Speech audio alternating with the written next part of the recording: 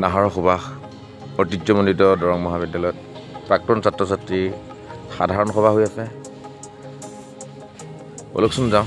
বকুলৰ সুবাসেৰে উন্মাদিত নাহৰ কৃষ্ণচূড়া দিশ ঐতিহ্যমণ্ডিত দৰং মহাবিদ্যালয় দুদিনীয়াকৈ বৃহৎ কাৰ্যসূচী অনুষ্ঠিত হ'বলৈ গৈ আছে প্ৰাক্তন ছাত্ৰ ছাত্ৰীৰ সমাৰোহ। আৰু এয়া দৰং মহাবিদ্যালয় এলুমিনি গেলেৰী।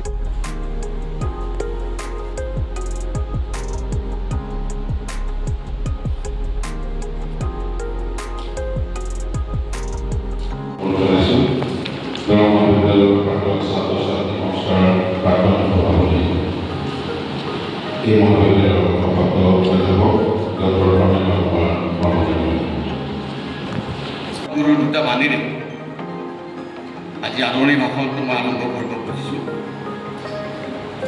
এইটো হৈছে 1 number love of serve of love of serve of সকলোকে ভাল পাবা, সকলোৰে সেৱা কৰিবা। আৰু এটা বাণী হেল্প এ ভাল হাৰ নে ভাল সহায় কৰিবা কিন্তু কেতিয়াও কাকো আঘাত নকৰিবা। আমি ল'ৰা ছোৱালী ছাত্ৰ ছাত্ৰীৰ কাৰণে কিছু কম্পিটিশ্যন পাতি দুদিনীয়া কাৰ্যসূচীৰে আমি কৰিব পাৰোঁ, কিন্তু তাৰোপৰি স্বাধীনতা এই অনুষ্ঠান যদি পাতোঁ আমি এখন বিশেষ অনুষ্ঠিত সন্মিলন ক্ষেত্ৰত আপোনালোকৰ ফালৰ পৰাও পৰামৰ্শ আহিব লাগিব। আমি আমাৰ সন্মিলন সকলো যথেষ্ট মহাবিদ্যালয়ৰ পৰা যিখিনি কষ্ট কৰি কৰিলে এই অনুষ্ঠানটোৰ এতিয়াও মই পঢ়া দিনত যেনেকুৱা আছিলে তাতকৈ আমি 1000 টকাকৈ উঠাইছিলোঁ, তেতিয়াও বহুতে এই কম্পিটিশ্যনটো দিব পৰা নাছিল।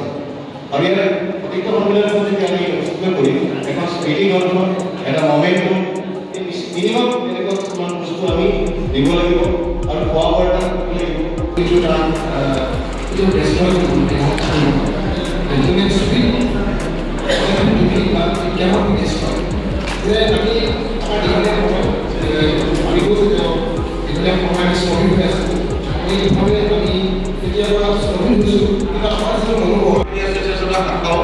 আমাৰ সংবিধানৰ অধীনত আৰু আমাৰ দিব পাৰিব, কিন্তু মুখ্য কাৰ্যালয় এই দৰং কলেজ কেম্পাছত যাব।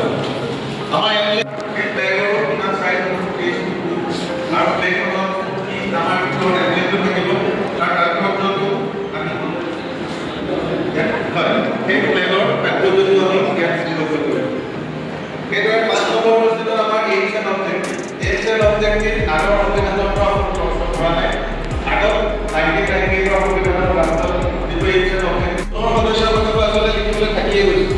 গতিকে এবাৰ আমি কৈছোঁ 6 নম্বৰ অনুচ্ছেদত মেম্বাৰশ্বিপ এটি ষ্টুডেণ্ট হ'ব নেকি যিসকলে পাছ কৰিছে কিবা এটা পৰীক্ষা, সেইটো নহয়।